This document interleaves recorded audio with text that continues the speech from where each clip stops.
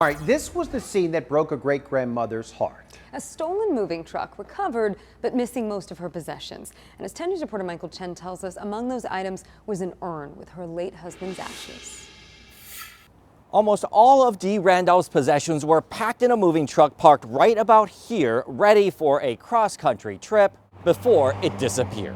Violated, victimized, it's just awful. A frustrated Randolph spoke to us from her new home in Tennessee. On a day in May, Mission Transportation, the company she hired for the move, loaded up at her home in La Mesa. That same night or early the next morning, the truck stolen from near this parking lot on Federal Boulevard. Well, I was just in shock. I mean, how do you react? I was stunned. Weeks later, the truck found abandoned outside a vacant building near Escondido. 3/4 of her stuff gone, including furniture, clothing, and jewelry. Also missing, an urn holding the ashes of her husband, David, who passed away from a stroke in 2014. And I used to carry him, with me for about a year. If I went out in the kayak, I'd put him in the kayak. It made me feel like he was still with me and that I hadn't, it was hard. I don't feel like he's here.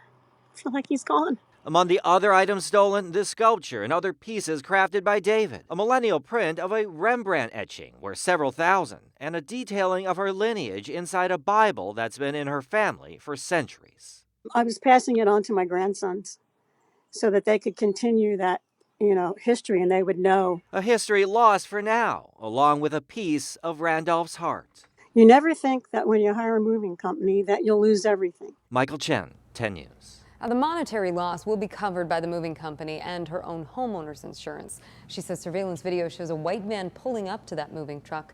Anyone with information is asked to call Crime Stoppers.